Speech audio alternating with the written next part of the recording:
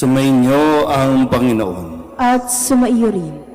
Ang mabuting balita ng Panginoon ayon kay San Marcos. Papuri sa iyo, Panginoon. Noong panahong iyon, lumapit ang isa sa mga iskriba kay Jesus at tinanong siya, "Alin pong utos ang pinakamahalaga?" Sumagot si Jesus, "Ito ang pinakamahalagang utos. Pakinggan mo, Israel. Ang Panginoon na ating Diyos, siya lamang ang Panginoon. Ibigin mo ang Panginoon mong Diyos ng buong puso, ng buong kaluluwa, ng buong pag-iisip, at ng buong lakas. Ito naman ang pangalawa. Ibigin mo ang iyong kapwa gaya ng iyong sarili. Wala nang ibang utos na hihigit pa sa mga ito." Tama po, Guro, wika ng iskriba. Totoo ang sinabi ninyo. Iisa ang Diyos at wala nang iba liban sa Kanya. At ang umibig sa Kanya ng buong puso, buong pag-iisip at buong lakas, at ang umiibig sa kapwa gaya ng kanyang sarili ay higit na mahalaga kaysa magdala ng lahat ng handog na susunugin at iba pang mga hain. Nakita ni Jesus na matalino ang kanyang sagot, kaya't sinabi niya, "Malapit ka nang mapabilang sa mga pinagaharian ng Diyos." At wala nang nangahas magtanong kay Jesus mula noon. Ang mabuting balita ng Panginoon. Pinupuri ka naming Panginoong Jesucristo. Isang magandang umaga po sa inyong lahat. Ngayon po ay Biyernes sa ikatlong linggo ng ating 40 araw na paghahanda. At sa umagang ito, muli ay dinadala tayo sa isang pagninilay na nawa ay mapagnilayan natin ng mabuti. Mahalaga po kasi na pinagtutuunan natin ng pansin o pinaglalaanan ng oras na yung mga napapakinggan natin, kung hindi mo man nababasa, no? Dahil marami sa ating mga Katoliko tamad talagang magbasa ng Biblia. So ngayon, narinig ninyo ito, nawa ay yung bang pagkatapos ng misa, iniisip-isip pa ba natin ito? Ilan pa ba yung bago magsimba, binabasa na yung mga readings para sa umaga? Dahil may mga pagkakataon na pumapalya ang audio o sound system ng simbahan, o kaya naman pumapalya yung pagdi-deliver o pwede ng lektor o ng mismong pari, pumapalya yung pagdi-deliver ng salita ng Diyos. Kaya responsibilidad pa rin natin na alamin at ulitin kung ano ang ipinahayag. Naintindihan po ba? Yan. Kasi, sabi nga dito, may tanong yung isang iskriba, ano po ang pinakamahalagang utos?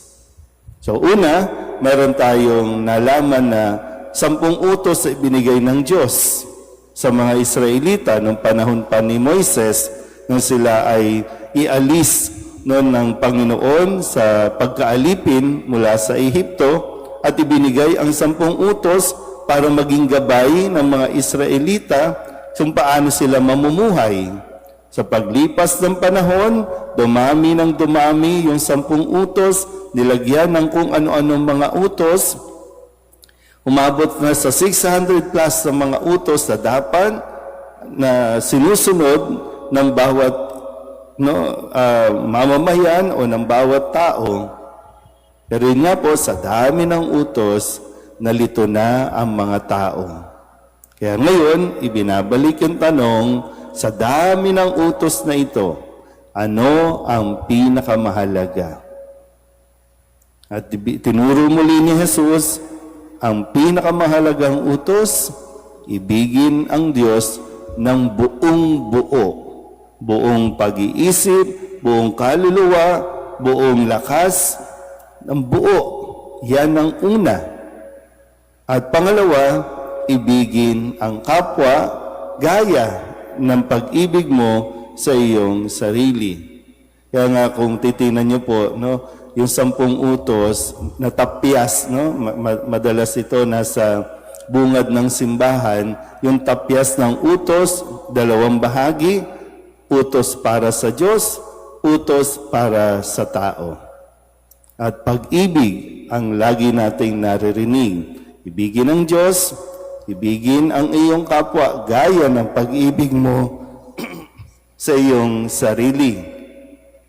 Naintindihan pa po ba? Okay. Di pinagkakadiinan ko lang din po ulit ang salitang utos.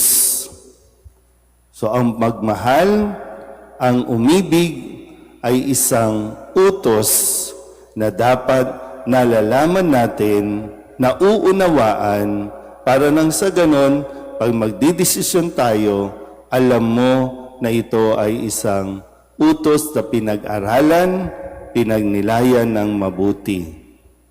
Naintindihan pa po? Yan.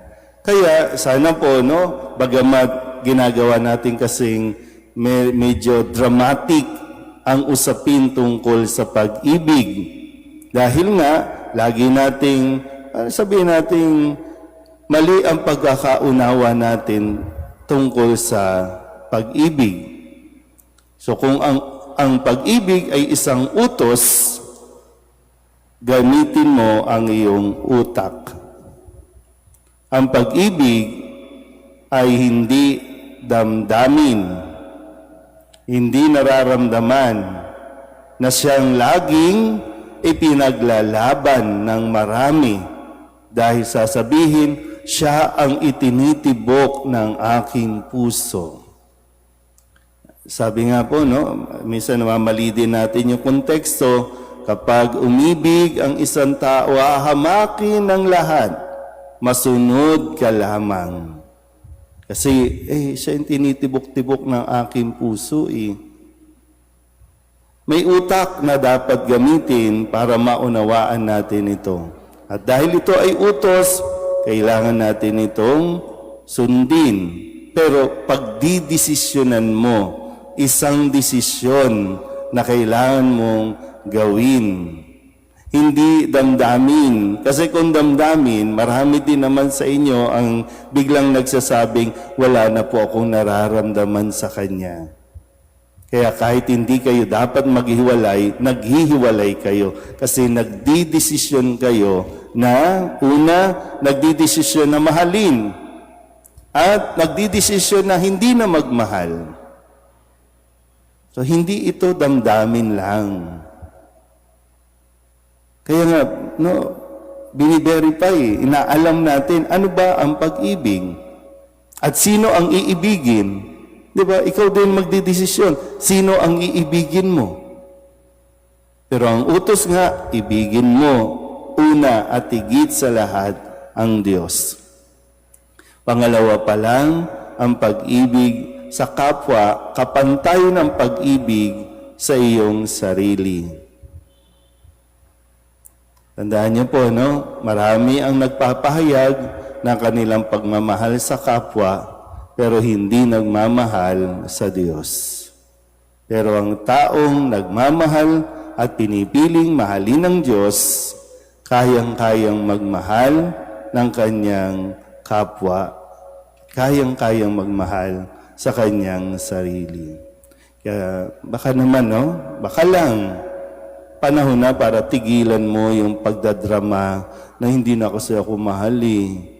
Kahit hindi ka mahalin, ikaw magdidesisyon ka na magmahal kahit hindi ka minamahal ng iyong kapwa. Kasi dapat ikaw muna ang magmahal sa iyong sarili. Amen?